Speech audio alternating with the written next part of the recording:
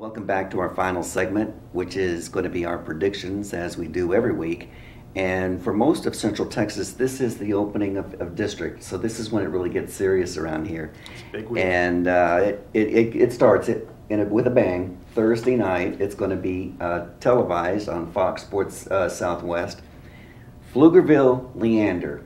These are two teams that have hated each other for a long time, and you never know where that one's going, but you've got your opinion. I like Leander here. You know, they're 2-1, but realistically, they're one bad fumble away from being 3-0. That first game, they kind of lost it late with that bad fumble. But their team offensively, they can do a lot. They can air it out. They like to run that spread.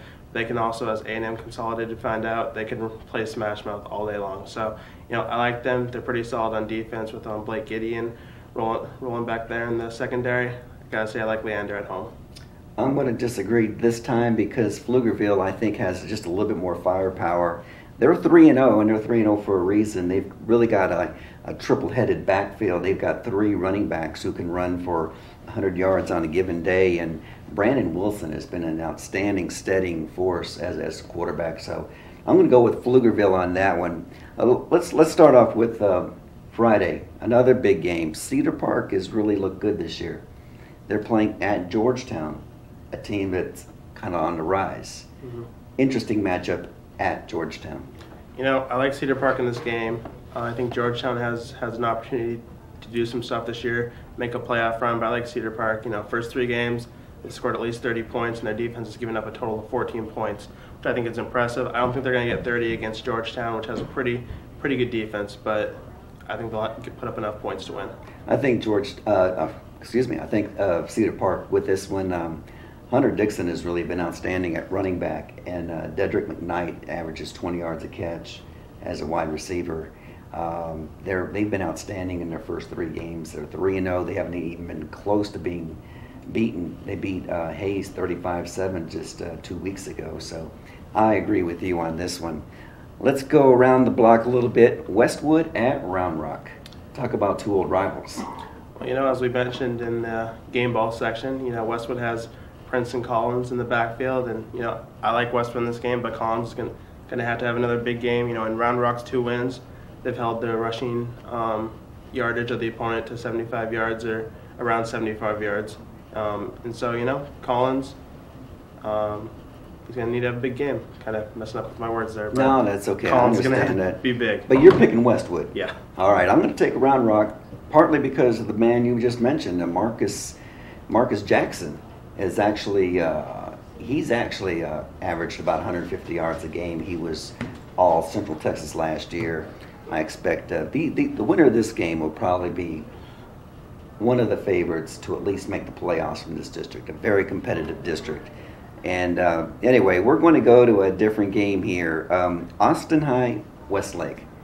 As you know, being here new, you've already heard what happened last year. Austin High beats Westlake for the first time, 31-24. A little revenge could be in the air at Chaparral Stadium. What do you think?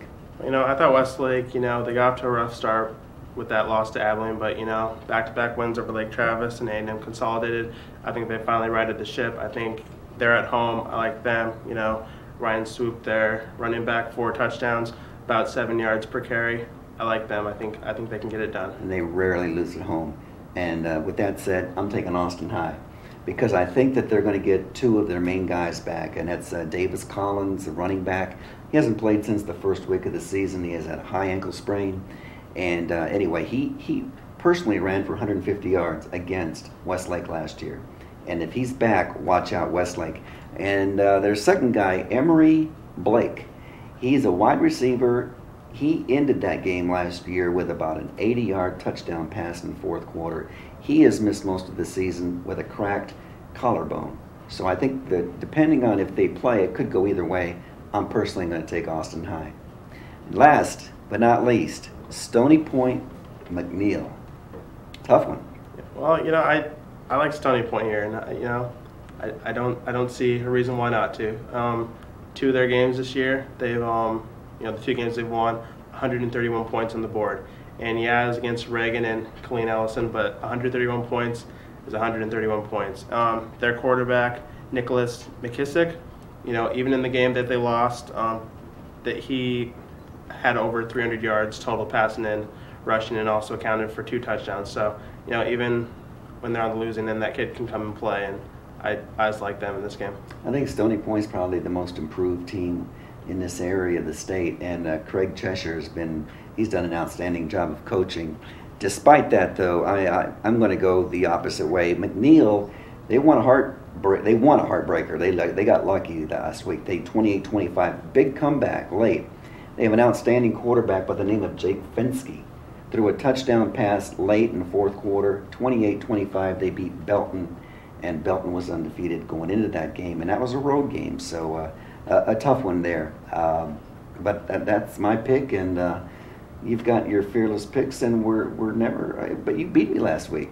Did 2-1. We're on a winning streak over here. Yeah, 1-2, not too good, but I promise I'm going to make it up to you. Watch it. All right. Well, we'll see you next week. All right.